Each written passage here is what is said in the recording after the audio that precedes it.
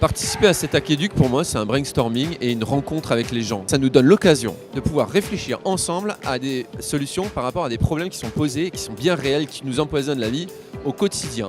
Ça m'apporte une richesse personnelle importante et je peux aussi contribuer avec toute ma méthodologie de gestion de projet à faire émerger des nouveaux projets pour l'institution.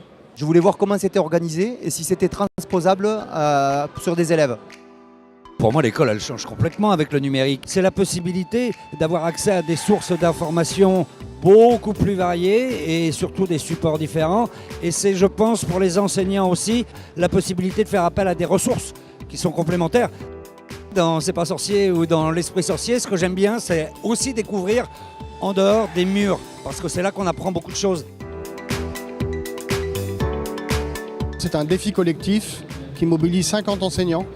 50 enseignants qui se regroupent ensuite en équipes, des équipes qui vont de 3 à 5 personnes à peu près, et qui doivent répondre à un défi. Et le défi, c'est de créer une ressource pédagogique au bout de 2 jours et demi de travail, en étant concentré sur l'objectif et en arrivant au bout de 2 jours et demi à créer un prototype d'application, de services, de logiciels, de services innovants au profit des élèves, au bénéfice des élèves. Est-ce que les porteurs d'idées ou thématiques peuvent lever la main, s'il vous plaît? Vous aurez une petite minute pour présenter la thématique, le problème auquel vous voulez répondre. Chaque porteur de projet aura un numéro. Les autres personnes pourront noter sur une feuille de papier les équipes qui veulent rejoindre.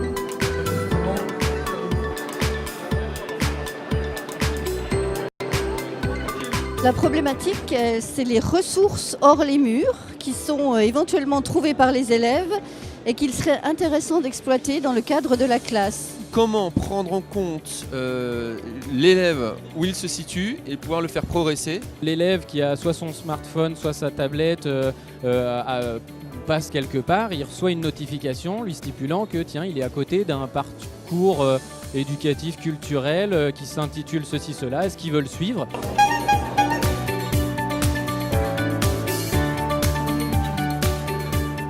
Là, on vient de leur donner un manuel. Ce manuel, il décrit toute la méthodologie et la série d'exercices qu'ils vont pouvoir faire pendant les 3 jours, qui va constituer leur chemin d'innovation pour arriver de maintenant, à savoir des gens qui ne se connaissent pas, qui ont une vague idée de thématique, à un produit concret qu'ils pourront présenter au jury vendredi matin.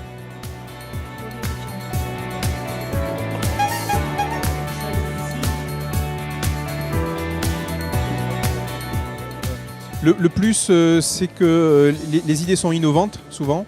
Les moins, c'est que ça part souvent dans tous les sens. Donc il faut aider les groupes, les équipes, à recentrer en fait leur idée sur une idée simple et efficace.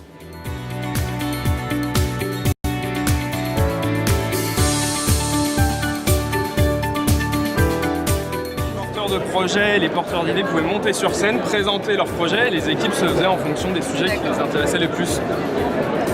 Donc là, votre projet à vous, c'est intervention intéressée au décrochage de l'élève. Ah, super.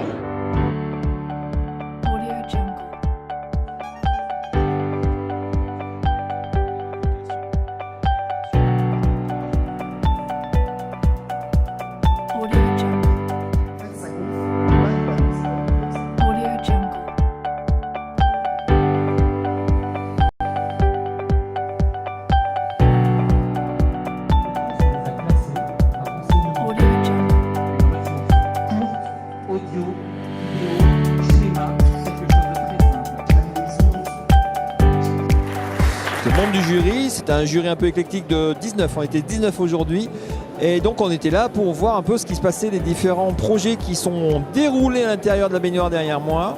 On avait 5 critères d'évaluation, le caractère innovant du projet, le potentiel pédagogique quand même, c'est quand même la moindre des choses dans le salon d'éducation, voir un peu si ça servait aux élèves, quel intérêt pédagogique, la pertinence de l'utilisation technologique.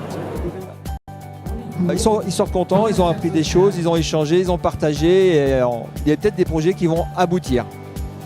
On va incuber le projet et on va trouver des financements ensemble. Ça, c'est ça l'objectif.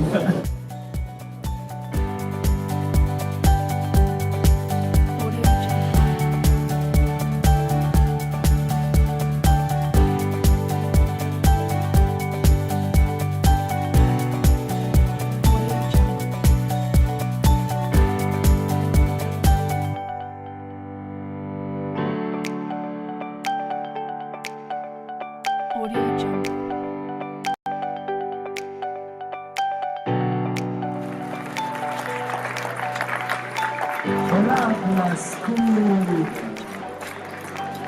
Le Blabla School. Voilà, des élèves qui peuvent s'entraider entre eux à travers une application